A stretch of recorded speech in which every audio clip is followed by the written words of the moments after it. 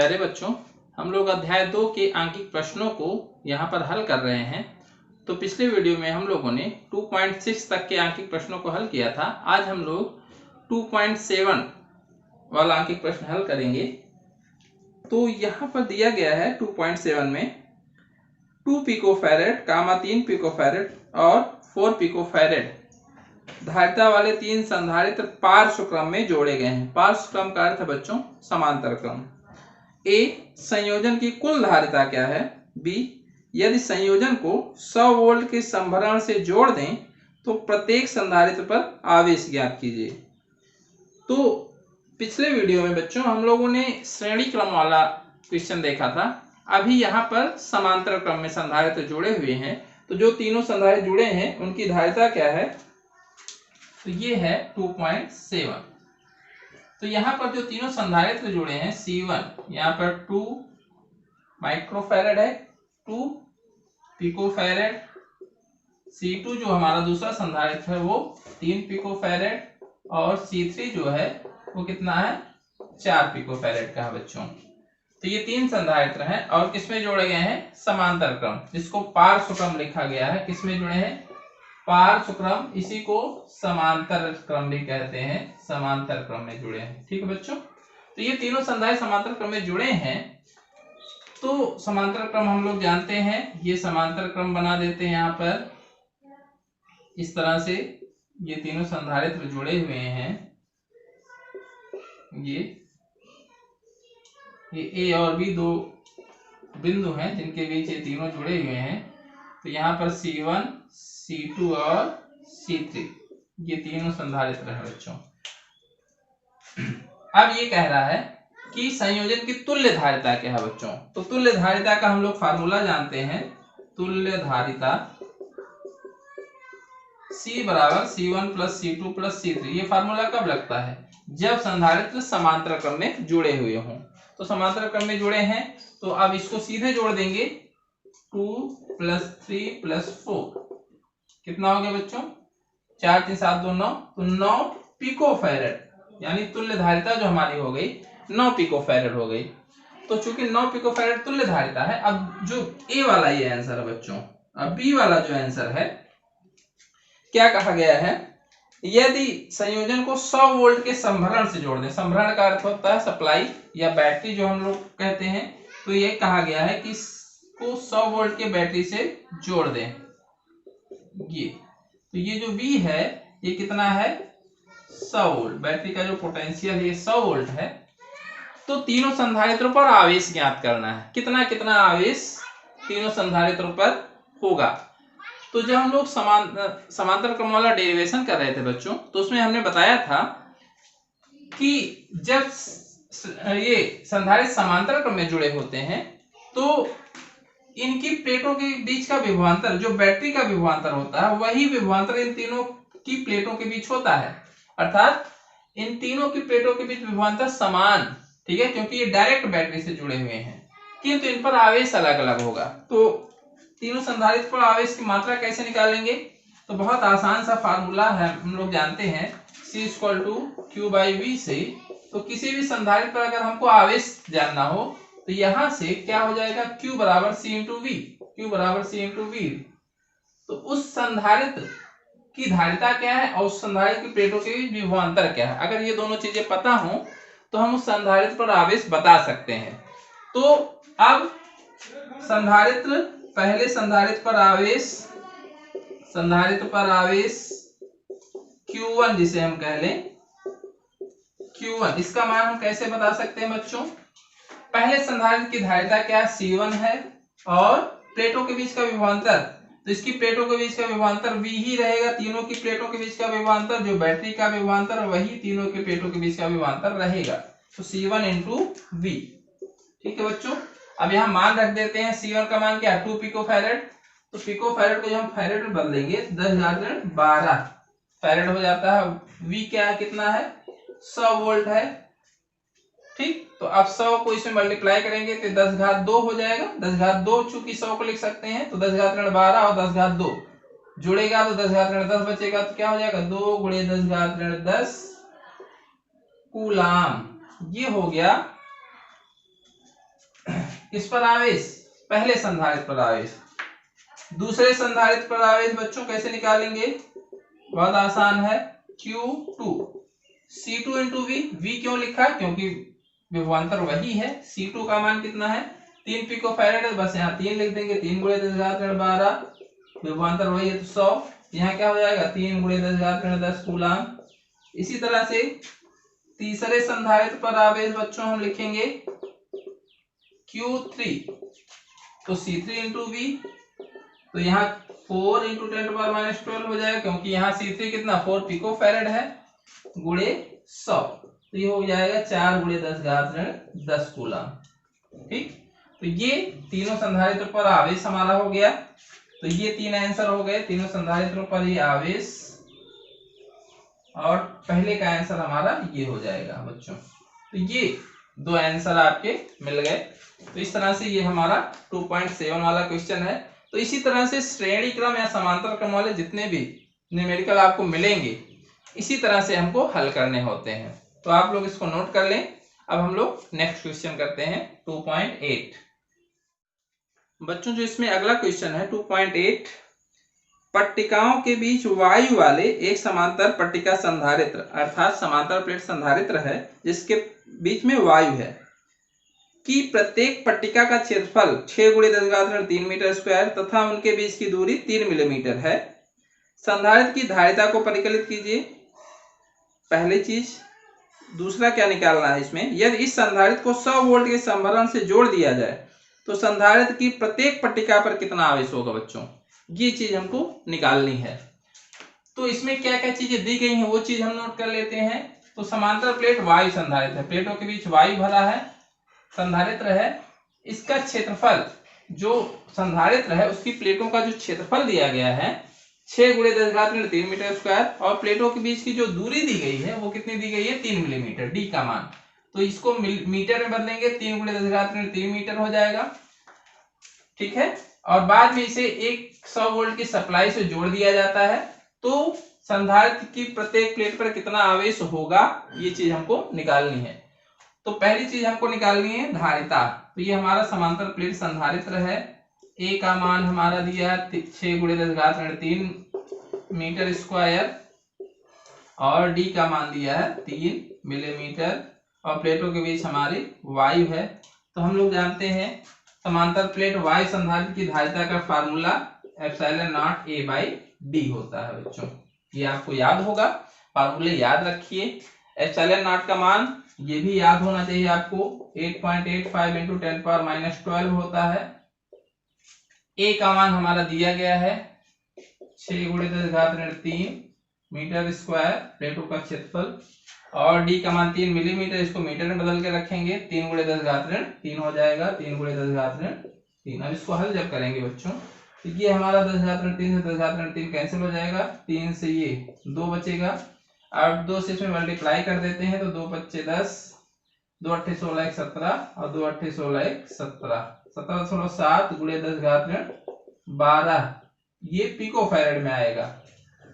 ठीक है, हाँ 10⁻12 फैरेड है, तो इसको हम लोग क्या बदलेंगे, जब फैरेड को पिको फैरेड बदलेंगे तो 17.7 पिको फैरेड। ठीक है, ये एग्जैक्ट आंसर आपका आ गया बच्चों। तो ये आप आंसर में लिख देंगे तो भी सही है, जो आपकी बुक में आंसर दिया गया है तो इसको अप्रोक्सीमेट कर दिया गया है आसानी के लिए, तो इसी को लिखा गया आंसर में, ये अप्रोक्सीमेटली कितना लिख दिया गया है, 18 पिको फैरेड।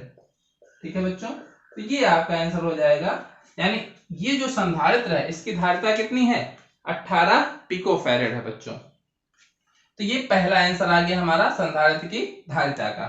इसमें दूसरा जो आंसर है बच्चों, इसमें कहा गया है कि अगर इसको 100 वोल्ट की सप्लाई से जोड़ दें, अर्थात इसमें जो बैटरी हमने लगाई है वो कितनी लगाई है, 100 वोल्ट की बैटरी लगा दें, V बराबर 100 वोल्ट। ठीक है, तो इस पे कितना आवेश आएगा संधारित्र की प्रत्येक प्लेट पर कहा गया है। तो हम लोग जानते हैं कि आवेश का जो फार्मूला होता है C=Q/V से Q क्या आ जाएगा, Q=C × V। C क्या है, संधारित्र की धारिता, धारिता भी हमने निकाली, तो यहाँ पर हम 18 रख देते हैं, धारिता 18 पिको फैरेड, तो 18 गुणे 10⁻12 ये। ठीक है, और 100 वोल्ट सप्लाई लगी है, तो कितना आवेश हो जाएगा। अब यहाँ पर चूंकि ये 100 लिखा है तो यहाँ से गुणा होगा, तो 10 घात ऋण 12 10 घात 2 गुणा करेंगे तो ये जुड़ेगा ऋण 12 धन 2, तो 10 घात ऋण 10 बचेगा, तो 18 गुणे 10 घात ऋण 10, या इसी को और स्टैंडर्ड रूप में लिख सकते हैं 1.8 गुणे 10 घात ऋण 9, ठीक है, 9 कूलाम। ये क्या आ गया, ये आ गया हमारा संधारित्र पर आवेश की मात्रा, Q बराबर 1.8 गुणे 10 घात ऋण 9 कूलाम। ये दूसरा आंसर आ गया।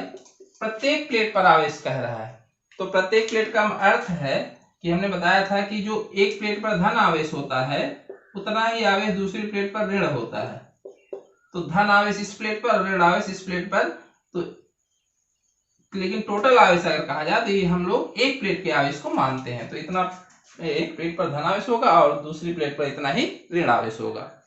तो ये आपका ये 2.8 हल हो गया बच्चों, इसको आप लोग नोट कर लें।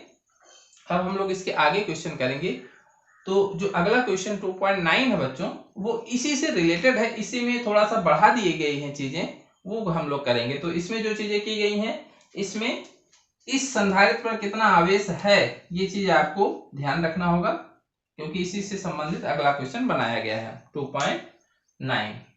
इसमें अगला क्वेश्चन है 2.9। अभ्यास 2.8 में दिए गए संधारित्र की पट्टिकाओं के बीच यदि 3 मिलीमीटर मोटी अभ्रक की एक शीट परावैद्युतांक 6 है, अर्थात अभ्रक का जो परावैद्युतांक है K का मान वो 6 है, रख दी जाती है, तो स्पष्ट कीजिए कि क्या होगा जब A विभव वोल्टेज संभरण जुड़ा ही रहेगा, संभरण को हटा लिया जाए, तो क्या प्रभाव पड़ेगा संधारित्र पर बच्चों, ये चीज हमको यहाँ पर समझनी है। तो यहाँ पर एक चीज आप ध्यान देंगे कि पिछले वाले क्वेश्चन में जब हम लोगों ने किया था वो क्वेश्चन, तो समांतर प्लेट वायु संधारित्र था, वही संधारित्र है, प्लेटों के बीच की दूरी कितनी थी 3 मिलीमीटर थी, और इनकी बीच 3 मिलीमीटर की मोटी एक अभ्रक की शीट डाली जाती है, अर्थात जो संधारित्र की प्लेट है उसके जितना भी उनके बीच का गैप है उस पूरे गैप में, अर्थात उस संधारित्र के बीच पूरे जगह में परावैद्युत पदार्थ भर दिया गया है। इस तरह से 3 मिलीमीटर गैप था और 3 मिलीमीटर की मोटी अभ्रक की शीट डाली जाती है, ये ठीक है, जितना गैप था उतनी अभ्रक की शीट डाल दी जाती है। तो संधारित्र की धारिता या अन्य चीजों पर क्या प्रभाव पड़ेगा ये चीज हम यहाँ पर देखेंगे। अगर ये पूरे गैप में, अर्थात मान लीजिए 1 मिलीमीटर की यहाँ शीट डाली जाती, तो क्या होता कि पूरे संधारित्र का जो पूरा गैप है वहां पर पूरे जगह में परावैद्युत पदार्थ नहीं भरा होता, तो उसकी धारिता फिर हमारी अलग आती। तो वो चीज अब हमारे कोर्स में नहीं दी गई है, तो इसलिए पूरे गैप में जो भी हम फार्मूला पढ़ते हैं बच्चों कि संधारित्र की प्लेटों के बीच परावैद्युत पदार्थ रखने पर उसकी धारिता K टाइम्स बढ़ जाती है। तो धारिता K टाइम्स कब बढ़ती है, जब संधारित्र की प्लेटों के बीच जितना भी गैप है पूरे गैप में परावैद्युत पदार्थ भर दिया जाता है। अगर पूरे गैप में ना भर के उसके बीच में थोड़ी सी जगह में भरा जाएगा तो उसकी धारिता अलग आएगी। तो जब भी कभी इस तरह से दिया जाए तो वो हम समझेंगे कि पूरे जगह में ये परावैद्युत पदार्थ भरा गया है बच्चों। तो यहाँ पर भी वही चीज बताई गई है स्पष्ट रूप से कि 3 मिलीमीटर गैप था, तो 3 मिलीमीटर की अभ्रक की पट्टी भी रखी गई है पूरे गैप में, और यहाँ उसका K कितना है, K परावैद्युतांक का मान कितना 6 है। तो उसकी धारिता पर क्या प्रभाव पड़ेगा, या इनके बीच प्लेटों के बीच का जो वोल्टेज है उस पर क्या प्रभाव पड़ेगा। तो केस में पिछले वाले क्वेश्चन में हम लोगों ने देखा था कि वहां पर जो बैटरी जुड़ी थी तब उसकी धारिता या तब उसका विभव क्या हो जाता है, और जब हम बैटरी हटा लेते हैं या बैटरी जब हटी होती है तब हम परावैद्युत पदार्थ यहाँ पर इंसर्ट कराते हैं तो उसका वोल्टेज कितना हो जाता है बच्चों। तो इस क्वेश्चन को अच्छे से समझने के लिए यहाँ पर हम लोग उसके हर एक चीज को डिस्कस करेंगे। यहाँ पर 2 केस बनाए गए हैं। पहला जो केस है ये वाला हमारा फर्स्ट केस है, तो इसको आप बहुत अच्छे से ध्यान से समझेंगे तो ये क्वेश्चन आपको बहुत अच्छे तरीके से समझ में आएगा। आगे जो भी और क्वेश्चन होंगे अन्य बुक्स में वहां पर भी आपको ये मदद करेगा। तो यहाँ पर दो केस हम लोग लेंगे, यानी ये जो परावैद्युत पदार्थ है हमारा, परावैद्युत पदार्थ पट्टी है जो यहाँ पर इंसर्ट करा रहे हैं बच्चों, तो ये दो केस में हम इंसर्ट यहाँ पर कराएंगे। पहले केस में जब बैटरी जुड़ी है तब इंसर्ट करा रहे हैं, दोनों केस पूछा गया है यहाँ पर। जब बैटरी जुड़ी है तब इस परावैद्युत पदार्थ को इंसर्ट करा रहे हैं, और इसमें जब बैटरी नहीं है अर्थात बैटरी हमारी निकली है, ठीक है, एक बार संधारित्र चार्ज हो गया है, यहाँ पर बैटरी लगा के, पिछले वाले केस में हमने क्या किया था, बैटरी लगाई थी, बैटरी लगा के एक बार हमने चार्ज कर दिया, इसके बाद बैटरी हटा लिया, इसके बाद हमने क्या किया, परावैद्युत पदार्थ इसमें इंसर्ट कराया। तो क्या होगा, परावैद्युत पदार्थ इसमें डालने पर क्या होगा, दोनों केस में अलग अलग प्रभाव पड़ेगा, ठीक है। तो दोनों केस में जो अलग अलग प्रभाव पड़ेगा वो कैसे हम यहाँ पर देखेंगे। तो ये चीज आप लोग बहुत आसानी से समझ सकते हैं, बस यहाँ पर थोड़ा सा ध्यान दीजिए। पहला वाला केस देखते हैं कि जब यहाँ पर परावैद्युत पदार्थ इंसर्ट कराते हैं बच्चों, ठीक है, तो जैसे इसके भीतर प्लेटों के बीच परावैद्युत पदार्थ आ जाएगा यहाँ पर, तो क्या होगा, तो हम लोगों ने पढ़ा था पहली चीज कि संधारित्र की प्लेटों के बीच यदि परावैद्युत पदार्थ भर दिया जाए तो उसकी धारिता बढ़ जाती है। तो दोनों केस में धारिता बढ़ जाएगी। तो धारिता क्या होती है, ये बढ़ेगी, ये दोनों केस में होगा, क्योंकि धारिता हमारी फिक्स होती है, तो वो हमारा दोनों केस में धारिता क्या होगी, बढ़ेगी ही। अब यहां पर देखेंगे कि जब इसकी प्लेटों के बीच परावैद्युत पदार्थ डालते हैं तो क्या होता है, हम लोगों ने पढ़ा था इसके पहले, परावैद्युत पदार्थ डालने पर, रखने पर संधारित्र की धारिता पर प्रभाव वाले वीडियो में क्या किया था, जैसे हम यहाँ डालते हैं, ये इनके बीच जो इलेक्ट्रिक फील्ड थी बच्चों, संधारित्र की प्लेट के बीच क्या होती है, एक इलेक्ट्रिक फील्ड होती है, क्योंकि ये प्लस चार्ज होता है और ये क्या होता है, माइनस चार्ज होता है। तो हम लोगों ने पढ़ा था इसके पहले की जो वीडियो है कि परावैद्युत पदार्थ डालते हैं तो इसका ध्रुवण हो जाता है। परावैद्युत पदार्थ का ध्रुवण वाले वीडियो में ये चीज हम लोगों ने पढ़ी है, तो जिन्होंने वो वीडियो ना देखा वहां जाके देख सकते हैं। तो जैसे परावैद्युत पदार्थ डालते हैं इसका ध्रुवण हो जाता है और इसके बीच एक इंटरनल इलेक्ट्रिक फील्ड डेवलप हो जाती है, और जो क्या करती है, जो इसके बीच इलेक्ट्रिक फील्ड थी उसका मान कम कर देती है, ठीक है, यानी प्लेटों के बीच के इलेक्ट्रिक फील्ड को क्या करती है, घटा देती है। और जब घटा देगी तो प्लेटों के बीच का जो विभवांतर है वो भी कम हो जाएगा। दो चीजें, क्योंकि क्या होता है, V बराबर E इंटू डी आर होता है या E इंटू डी होता है, तो अगर इलेक्ट्रिक फील्ड घट गई तो V भी क्या होगा, प्लेटों के बीच का विभवांतर भी क्या होगा, ये क्या हो जाएगा, कम हो जाएगा। तो पहली चीज, जैसे ही हम यहाँ पर एक परावैद्युत पदार्थ डालते हैं, परावैद्युत पदार्थ की पट्टी डालते हैं, तो क्या प्रभाव पड़ता है, इलेक्ट्रिक फील्ड कम हो जाती है, और इलेक्ट्रिक फील्ड कम हो गई तो प्लेटों के बीच का विभवांतर भी क्या होता है, कम हो जाता है। तो पहले क्या होगा, ये पहले कम होगा, ठीक है, कम हो गया, ये भी क्या हो जाएगा, कम हो जाता है। लेकिन क्या होता है कि यहाँ पर चूंकि बैटरी जुड़ी हुई है, अच्छा कम होने से क्या हुआ, हम लोगों ने पढ़ा था पोटेंशियल अगर कम हो गया तो इस पर हम और चार्ज स्टोर कर सकते हैं। चूंकि बैटरी क्या है, ये आवेश यहाँ इसको दे देता है, ठीक है, तो बैटरी क्या करेगी, चूंकि पोटेंशियल अब कम हो चुका है तो इसको और आवेश दिया जा सकता है, और बैटरी जो इसको और आवेश दे देती है। और आवेश कब तक देती है, जब तक उसका पोटेंशियल फिर क्या ना हो जाए, V ना हो जाए, प्लेटों के बीच का विभवांतर क्या ना हो जाए, V ना हो जाए बच्चों, ठीक है। तो पहले तो कम होता है, फिर क्या होता है, इसके और आवेश देने के कारण, चूंकि ये आवेश का स्रोत जुड़ा हुआ है, इसका विभवांतर पुनः क्या हो जाता है, V हो जाता है। तो पहले तो कम होता है, फिर V अर्थात विभव जो है हो जाता है। तो एट लास्ट हम कहेंगे, तो अंतिम जो स्थिति होती है ये क्या होती है, अपरिवर्तित, यानी V नहीं बदलता है। लास्ट में जब हम लोग देखेंगे एट लास्ट जो स्थिति होती है, समझने के लिए क्या है, V पहले से कम होता है तुरंत, फिर और चार्ज मिलने के कारण क्या होता है, V का मान, ठीक है, वही हो जाता है। तो हम जब देखेंगे बाद में तो क्या मिलेगा हमको कि इसके बीच, प्लेटों के बीच का विभवांतर क्या हुआ, अपरिवर्तित रहा। अच्छा, विभवांतर अपरिवर्तित रहा, इसका अर्थ है इलेक्ट्रिक फील्ड भी वही होगी जो पहले थी, तो बाद में एट लास्ट जो हमारी स्थिति होती वो भी क्या होगा, अर्थात E नहीं बदलेगा, V नहीं बदलेगा। कब नहीं बदलेगा, जब बैटरी जुड़ी हुई है। ये चीज समझ में आ गई, ठीक। C हमारा बढ़ गया, Q क्या होगा, Q क्या हुआ, Q जो पहले था, पहले कम था, लेकिन जैसे हमने इलेक्ट्रिक ये परावैद्युत पदार्थ इसमें डाला इलेक्ट्रिक फील्ड कम हुई, विभवांतर कम हुआ और ये और आवेश दे दिया इसने, तो Q का मान क्या हो गया, बढ़ गया। ठीक है, Q का मान क्या हो गया, बढ़ेगा। ठीक है, क्योंकि और आवेश ये ले लिया ना, तो Q जो इस पर पहले था वो और बढ़ गया। ठीक है, अब जो ऊर्जा थी यानी इसकी जो स्थितिज ऊर्जा थी बच्चों, उस पर क्या प्रभाव पड़ा, तो उसका प्रभाव देखने के लिए स्थितिज ऊर्जा का हमारे पास 3 फार्मूला है। एक हम लोगों ने पढ़ा हाफ CV², एक पढ़ा था Q²/2C, एक पढ़ा था हाफ Q × V। ये तीनों फार्मूले हमारे ऊर्जा वाले हैं।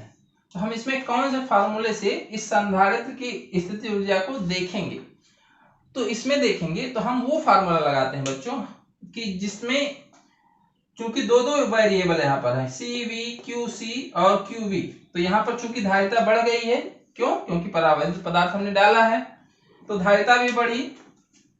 तो किस वाले फार्मूले से देखेंगे जिसमें एक चीज बढ़े, एक चीज चेंज हो और एक चीज अपरिवर्तित रहे। जैसे यहाँ पर C क्या हुआ है, बढ़ा है, लेकिन V क्या है, अपरिवर्तित है, तो C बढ़ने से क्या हुआ, स्थितिज ऊर्जा क्या हुई, बढ़ गई। तो इसको हम क्या लिखेंगे, स्थितिज ऊर्जा क्या हो जाएगी इस केस में, बढ़ेगी बच्चों। ठीक है, अगर इस फार्मूले से हम देखेंगे Q और C से, तो Q भी बढ़ रहा है और C भी बढ़ रहा है, लेकिन कौन कितना बढ़ा। ठीक है, तो कौन कितना बढ़ा, तो ये हम एग्जैक्ट अभी नहीं जान सकते हैं, तो इसलिए इस फार्मूले का यूज इस केस में नहीं करेंगे, क्योंकि दोनों चीजें यहाँ परिवर्तित हो रही हैं। इस फार्मूले क्या था, V नहीं बदल रहा है, केवल C क्या हो रहा है, बढ़ रहा है, तो इसके चेंज होने से हम जान जाएंगे कि U का मान बढ़ा है कि घटा है। इस तरह से इस वाले फार्मूले में भी हम लगा के देख सकते हैं Q क्या हो रहा है, Q देख रहे हैं बढ़ रहा है, लेकिन V क्या है, प्लेटों के बीच का विभवांतर एट लास्ट नहीं बढ़ रहा है, तो इससे भी क्या होगा, इससे ऊर्जा हमारी बढ़ेगी। तो हम चाहे इस फार्मूले से देखें चाहे इस वाले से देखें, दोनों से क्या होगा, इससे ऊर्जा हमारी बढ़ेगी। ये वाला फार्मूला हम लोग इस केस में यूज नहीं करेंगे बच्चों। ठीक है, तो आप समझ गए कि अगर बैटरी जुड़ी हुई है उस केस में अगर हम इसमें परावैद्युत पदार्थ डालते हैं तो क्या परिवर्तन होगा, E नहीं बदलेगा, V नहीं बदलेगा, C बढ़ेगा, Q बढ़ेगा और U भी क्या होगा, बढ़ेगा। ठीक है, तो ये 3 चीजें बढ़ रही हैं और ये 2 चीजें अपरिवर्तित रही हैं। ठीक, अब दूसरा केस देख लेते हैं। दूसरे केस में क्या है, बैटरी पहले लगी थी, बैटरी ने कुछ आवेश इसको दिया रहा होगा, ठीक है, कुछ आवेश था, लेकिन अब ये क्या हुआ, अर्थात जैसे हम यहां मान लेते हैं पहले Q था, ठीक है, बाद में क्या हुआ, Q डैश हो गया। ठीक, Q डैश क्या, ये बढ़ा हुआ आवेश है, बढ़ा हुआ। ठीक है, अब इसमें पहले क्या Q है, Q क्या है, बैटरी हमने लगा के इसको संधारित्र चार्ज किया हुआ है, हमने बैटरी हटा दी। ठीक है, बैटरी हटा दी, उस स्थिति में इसमें पहले ही आवेश Q है। अब हम इसमें परावैद्युत पदार्थ इंसर्ट कराते हैं बच्चों। ठीक है, इंसर्ट कराने से क्या होगा, पहली चीज तो धारिता बढ़ जाएगी। अब E और V पर क्या प्रभाव पड़ेगा, E और V पर क्या प्रभाव पड़ेगा, हम लोग जानते हैं जैसे ही इसमें इंसर्ट कराएंगे परावैद्युत पदार्थ, E का मान क्या हो जाएगा, कम हो जाएगा, E क्या हो जाएगा, कम हो जाएगा या घट जाएगा। E घट गया तो V भी क्या हो जाएगा, ये भी क्या हो जाएगा, कम हो जाएगा। ठीक है, समझ में आ गया। लेकिन अब E और V को फिर मेंटेन रखने के लिए यहाँ पर जो बैटरी जुड़ी थी इस केस में, अब यहाँ पर बैटरी नहीं जुड़ी है तो कोई भी एक्स्ट्रा आवेश यहाँ जा नहीं सकता है, तो जो कम हो गया E और V वो कम ही रहेगा, अर्थात E और V क्या हो गया, कम हो गया। Q पर क्या प्रभाव पड़ेगा, तो यहाँ पर तो Q देने के लिए, आवेश देने के लिए एक्स्ट्रा बैटरी थी, तो Q क्या होगा, अपरिवर्तित रहेगा। इस केस में Q क्या होगा, अपरिवर्तित रहेगा बच्चों। V पर क्या प्रभाव पड़ेगा, अर्थात प्लेटों के बीच का विभवांतर क्या होगा। ठीक है, ओ सॉरी, V तो हम लोगों ने देख लिया कम हो जाएगा। U पर क्या प्रभाव पड़ेगा बच्चों, तो U के लिए अब हम यहाँ पर देखेंगे कौन सा फार्मूला लगाएं, तो V वाला देखेंगे। V वाले फार्मूले में तो V यहाँ पर आ रहा है, तो V क्या हो रहा है, V परिवर्तित हो रहा है, कम हो गया। C क्या हो रहा है, बढ़ रहा है। तो इस वाले फार्मूले से बच्चों, इस वाले केस में इस वाले फार्मूले से ऊर्जा का अंदाजा हम लोग नहीं लगा पाएंगे। किस वाले फार्मूले में फिर जाएंगे, इस वाले में देखें तो Q क्या है, अपरिवर्तित है, और C क्या है, C बढ़ रहा है, तो C बढ़ रहा है तो U क्या होगा, घट जाएगा। समझ में आ रहा है ना, C चूंकि अपान में है तो C बढ़ने से U क्या होगा, घट जाएगा। इस वाले से भी देख सकते हैं कि ऊर्जा क्या होगी, घटेगी। इस वाले में देखें Q और V, तो Q क्या है, अपरिवर्तित है, और V क्या है देखें, ये कम हो गया। तो V कम हो गया क्योंकि ये इसके प्रोपोर्शनल है, अपान में तो है नहीं, तो V कम हो गया तो U क्या होगा, कम हो जाएगा। तो दोनों फार्मूले से हम देखेंगे कि इस स्थिति में जो स्थितिज ऊर्जा है वो क्या हो जाएगी, कम हो जाएगी। ठीक है, तो ये बच्चों अब इतनी चीजें दोनों केस में, ये जो दोनों केस थे हमारे, इनको आप लोग ध्यान में रखेंगे। अगर ये चीज आपको समझ में आ गई तो ये क्वेश्चन आपको समझ में आएगा 2.9। इससे रिलेटेड और सारी चीजें भी आपको अलग अलग बुक्स में अलग अलग तरह से क्वेश्चन इस पे मिलेंगे। तो ये चीज बहुत इंपॉर्टेंट चीज है, इसको आपको अगर समझ में आ गया तो ठीक है, नहीं तो थोड़ा सा बैक करके एक बार फिर इसको देख ले ध्यान से, और कोई भी अगर और प्रॉब्लम होती है तो कमेंट करके उसको पूछ सकते हैं बच्चों। ठीक है, तो ये चीज आपको ध्यान रखनी है, कौन सी चीज बदलेगी और कौन सी चीज अपरिवर्तित रहेगी। ठीक है, तो अगर आप स्टेप बाय स्टेप चलेंगे तो इसको रटना नहीं है, आपको बहुत आसानी से समझ में आ जाएगा। तो इसको समझ के ही पढ़ा जा सकता है, रटने की कोशिश करेंगे तो फिर ये नहीं समझ में आएगा और तुरंत ही भूल जाएगा। तो जितना ज्यादा समझ के फिजिक्स को पढ़ने का प्रयास करेंगे बच्चों, उतना ही आपको इंटरेस्टिंग लगेगा और उतना ही आसान लगेगा। ठीक, तो ये चीज आप लोग नोट कर लें। और नोट करने के बाद अब हम लोग इसमें जो 2.9 वाला क्वेश्चन है इसको देखते हैं कि इसमें इसका आंसर कैसे आएगा। ठीक है, तो इसको आप लोग नोट कर लें। बच्चों क्वेश्चन आपको बता दिया गया है। अब इसमें पूछा गया है पहले वाले केस में कि जब बैटरी जुड़ी हुई है, इसमें जो बैटरी थी पहले कितने वोल्ट की बैटरी जुड़ी थी, इसमें 100 वोल्ट की। ये जो 100 वोल्ट की बैटरी है ये जुड़ी हुई है। ठीक है, जुड़ी हुई है। उस स्थिति में जब इसमें हम क्या डालते हैं, परावैद्युत पदार्थ डालते हैं, तो क्या क्या इफेक्ट होगा। अर्थात मुख्यतः इसमें 3 आंसर बताया गया है, अर्थात इसका Q कितना हो जाएगा, C कितना हो जाएगा और V कितना हो जाएगा। ठीक है बच्चों, तो पहली चीज अब हम लोग एक एक करके चलते हैं। तो पहले C देख लेते हैं, C पर क्या प्रभाव पड़ेगा। तो हमने बताया था C बढ़ जाएगा दोनों केस में।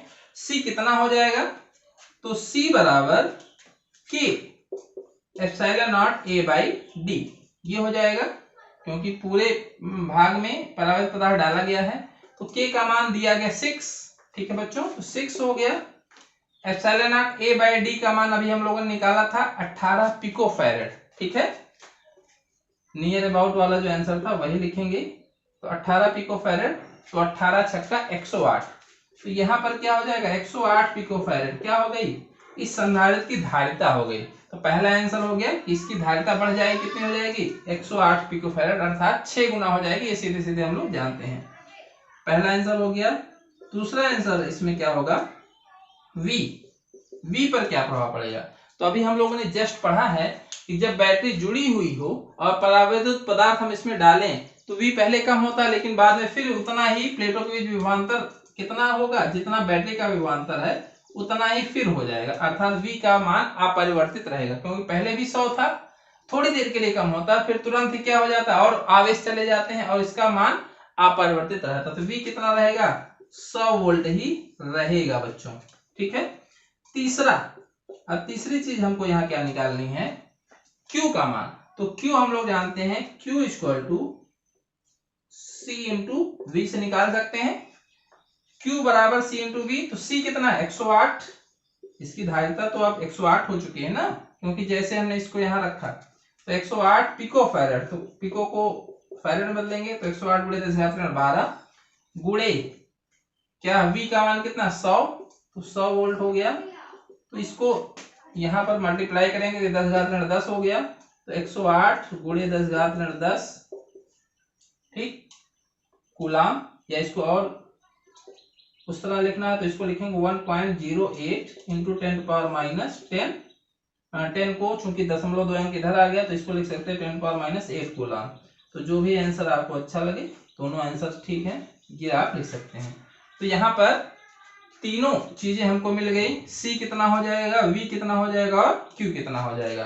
तो ये फर्स्ट केस में आंसर हो गया हमारा बच्चों, जब हमने परावैद्युत पदार्थ की पट्टी इंसर्ट कराई और बैटरी हमारी जुड़ी हुई थी।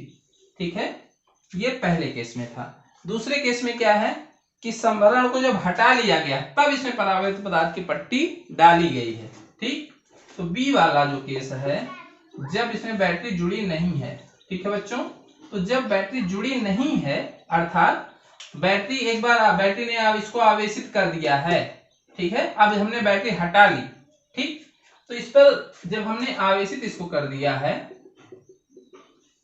ये, ठीक, तो इसको आवेशित करने पर जो इस पर आवेश था प्लस क्यू और माइनस क्यू, ठीक है ये, हाँ बच्चों इसको क्यू डैश कर सकते हैं। क्यू डैश क्यों?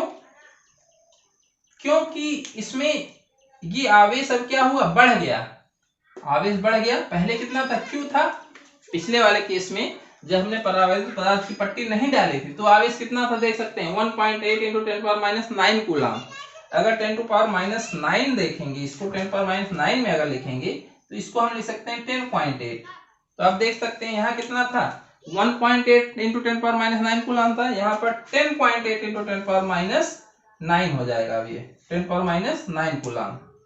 ठीक है बच्चों, तो अब ये आवेश कौन सा ज्यादा, ये वाला ज्यादा। और ये ज्यादा आवेश किसने दिया था, ये जो बैटरी जुड़ी हुई थी इसमें, इसने एक्स्ट्रा आवेश दे दिया। ठीक है बच्चों, तो ये क्यू डैश हमारा हो गया। अब इस वाले केस में जो पहले आवेश था इस पर, इस संधारित्र पर, वो कितना था 1.8 इंटू 10⁻⁹ कूलम। यानी बैटरी से हमने आवेशित करके इसको बैटरी हटा ली। अब इसमें क्या डालेंगे, परावैद्युत पदार्थ की इसमें पट्टी डालेंगे। ठीक है, ये अभ्रक वाली जो पट्टी थी K बराबर 6, तो धारिता तो हमारी यही वाली रहेगी ना, क्योंकि धारिता हमने बताया था बढ़ जाएगी। तो इसमें धारिता जो होगी, इसकी धारिता अब हमको कैलकुलेशन नहीं करना है, यही वाली धारिता इसकी भी हो जाएगी। तो धारिता तो 108 पिकोफैरेड ही होगी। ठीक है, 6 गुना हो जाएगी धारिता। अब बता सकते हैं आप लोग Q, जब इसको इसमें इंसर्ट कराएंगे तो क्या Q पर प्रभाव पड़ेगा? नहीं पड़ेगा बच्चों। क्यों? क्योंकि अब यहाँ तो बैटरी जुड़ी नहीं हुई है। तो Q जो है, Q कितना रहेगा, जितना पहले था। अभी हम लोगों ने Q निकाला है इसके पहले वाले क्वेश्चन में, तो कितना रहेगा, जितना पहले था 10⁻⁹ कूलम रहेगा। ठीक, ये रहेगा।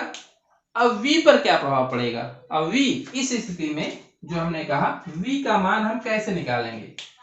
यहाँ पर V अपरिवर्तित रहता था क्योंकि बैटरी जुड़ी हुई है, तो प्लेटों के बीच का विभवांतर भी एट लास्ट 100 वोल्ट हो जाता था। लेकिन यहाँ पर अब V जैसे हम यहाँ पर डालेंगे इस प्लेट को, तो पोटेंशियल क्या हो जाएगा, कम हो जाएगा। और कितना कम होगा ये कैसे पता चलेगा, बस C और Q अगर हमको इसको मालूम है, इसके Q कितना है और इसकी धारिता कितनी है, तो बस इसमें बहुत आसान है, यहाँ से निकाल लेंगे। V बराबर क्या हो जाएगा, C बराबर Q बाई V। जब आपको कहीं कंफ्यूजन हो तो इस फार्मूले से याद रखिएगा। तो V बराबर क्या हो जाएगा, यहाँ से Q बाई C हो जाता है, V बराबर Q बाई C। तो Q कितना है 1.8 गुणे 10⁻⁹ कूलम, और ये कितना है 108 पिकोफैरेड है। तो 108 गुणे 10⁻12 हो जाएगा बच्चों। तो 108 गुणे 10⁻12 हो जाएगा। तो इसको ऊपर करेंगे तो ये हो जाएगा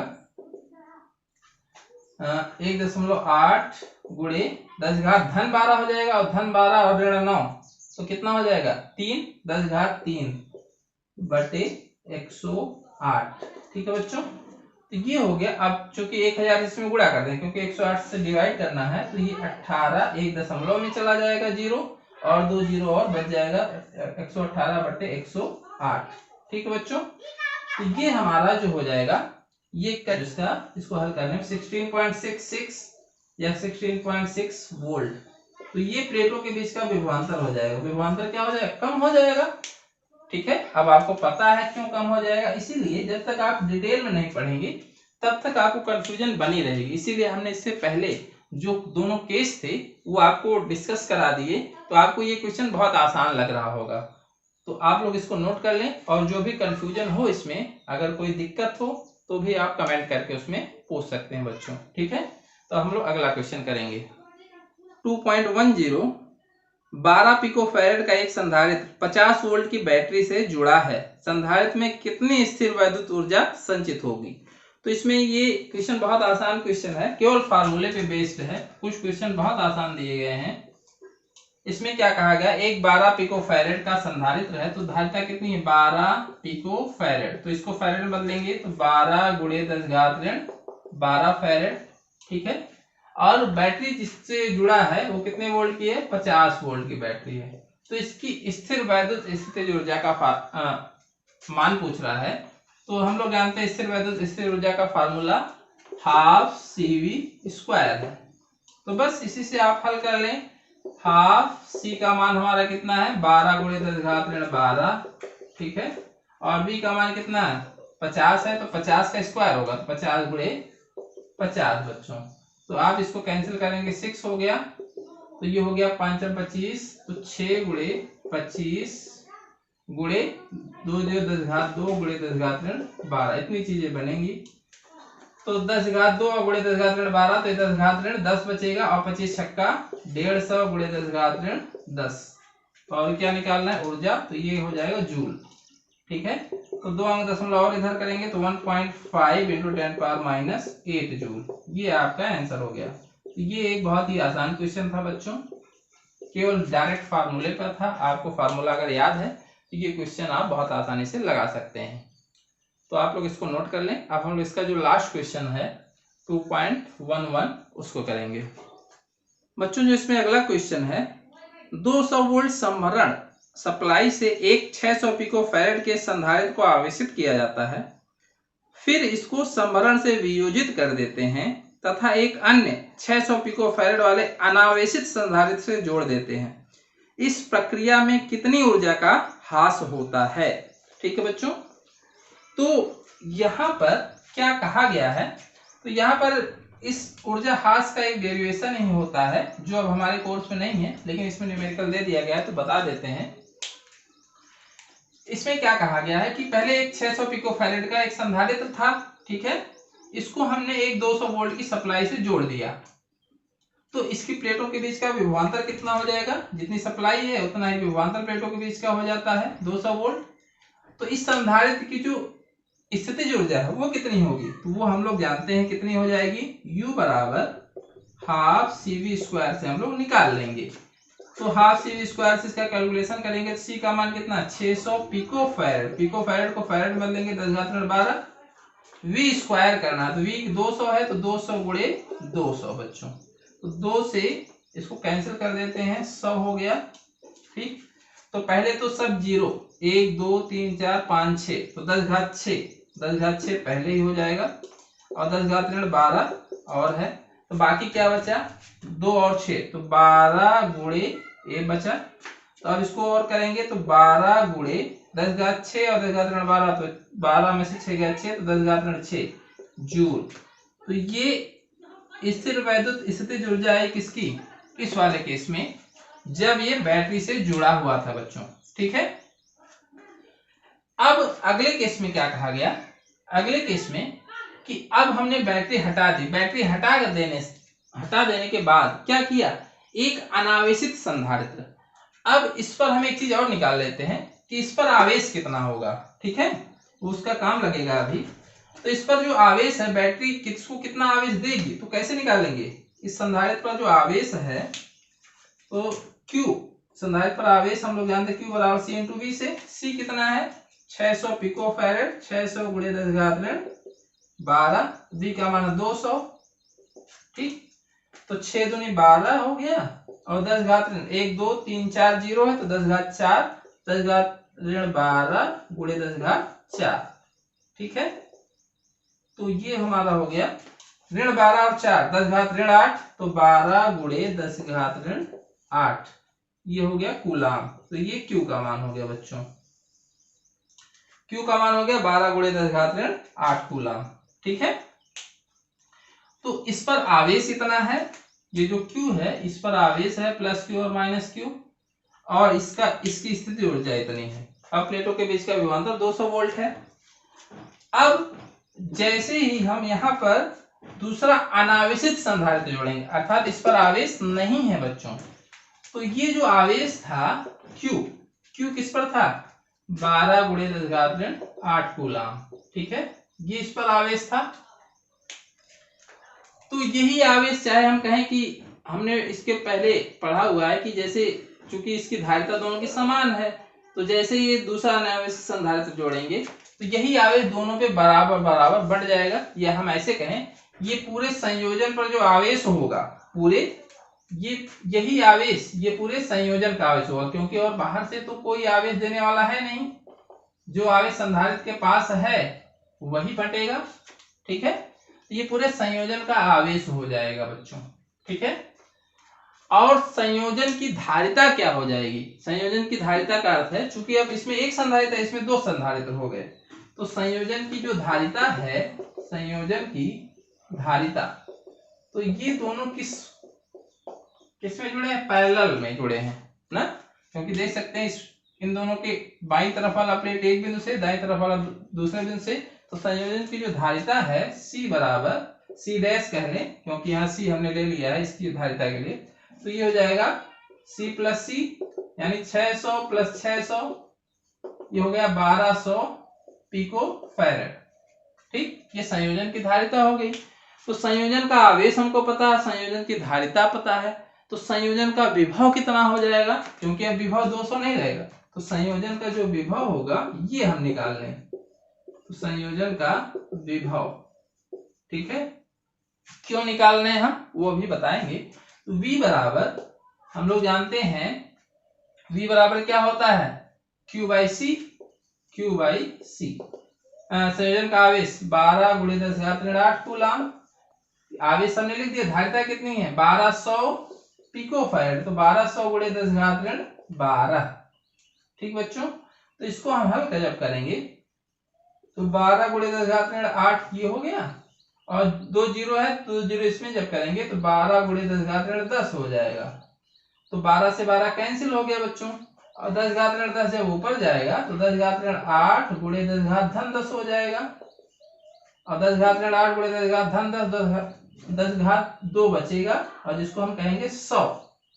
तो संयोजन का जो विभव हो गया वो कितना हो गया? 100 वोल्ट हो गया।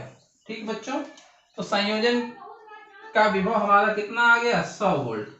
ऐसा कह सकते हैं कि 200 वोल्ट ये था, तो इसमें 100 वोल्ट दोनों पे डिवाइड हो गया। ठीक है, तो संयोजन का जो विभव हो हमारा 100 वोल्ट हो गया। अब आ जाएगा संयोजन की स्थितिज ऊर्जा। तो हम लोग जानते हैं बच्चों, स्थितिज ऊर्जा का जो हमारा फार्मूला होता है U डैश, जिसको हम कह लें हाफ CV²। ठीक है, ये फार्मूला होता है। तो यहाँ पर संयोजन की धारिता जो है हमारा, यहाँ पर इसको भी V डैश लिख लेते हैं, संयोजन का विभव। तो संयोजन की धारिता हमारी है C डैश, यहाँ C डैश लिख लेंगे, और संयोजन का विभव V डैश है तो यहाँ V डैश लिख लेंगे। ये हमारा फार्मूला बन जाएगा। तो C डैश हमारा कितना है? C डैश लिखेंगे तो 1200 पिको फैरेड है, तो 1200 गुणे 10⁻12 पिको फैरेड हो गया। V डैश का स्क्वायर करना है, तो V डैश हमारा 10⁻2 है, तो 10⁻2 का स्क्वायर करेंगे 10⁻4 हो जाएगा। ठीक, तो ये इसको जब हल करेंगे तो ये हो गया 600। ठीक है बच्चों, 2 छक 12, तो 600 हो गया, और 10⁻600 इसको ऐसे लिख सकते हैं, 2 जीरो जो है इसमें जोड़ दें, 10⁻12 और 10⁻4 और 10⁻2 10⁻6, तो ये क्या बचा? 6, 12 में से 6 गया 6, तो 6 गुणे 10⁻6। ठीक बच्चों, तो 6 गुणे 10⁻6 जूल आ गया यहाँ पर U डैश। ठीक, में जो संयोजन की स्थितिज ऊर्जा आई वो कितनी आई? 6 गुणे 10⁻6। और इसके पहले वाले केस में जब हम लोगों ने स्थितिज ऊर्जा निकाली थी, जब बैटरी जुड़ी हुई थी, तो ये पहले स्थितिज ऊर्जा थी। ठीक है, तो 12 गुणे 10⁻6 आ गई, तो 12 गुणे 10⁻6 आई थी। अब यहाँ पर कितनी? 6 गुणे 10⁻6, अर्थात ऊर्जा क्या होगी? 10⁻6 तो दोनों में है, तो ऊर्जा क्या हो गई? घट गई। तो संयोजन की जो स्थितिज ऊर्जा थी वो क्या हो गई? कम हो गई। तो यही पूछा है कि इस प्रक्रिया में कितनी ऊर्जा का ह्रास होता है। तो ह्रास का मतलब है कि जितनी ऊर्जा घट गई उतना ही क्या हो गई होगी? ऊर्जा जो है ह्रास, यानी क्षय हो गई होगी, खत्म हो गई होगी ऊर्जा। तो संयोजन की ऊर्जा में ह्रास, संयोजन की ऊर्जा में ह्रास। ठीक है, तो ये हो गया डेल्टा U, जिसको हम कहते हैं U माइनस U डैश। तो U का मान है 12 गुणे 10⁻6, और u डैश का मान है 6 गुणे 10 घात ऋण 6, ठीक है। तो 10 घात ऋण 6 कॉमन है, तो 12 में से 6 सीधे घट जाएगा, ये आंसर आ गया 6 गुणे 10 घात ऋण 6 जूल, ठीक है बच्चों, ये हमारा आ गया आंसर, ठीक। तो इस तरह से ये हमारा 2.11 अर्थात 11वां जो क्वेश्चन था।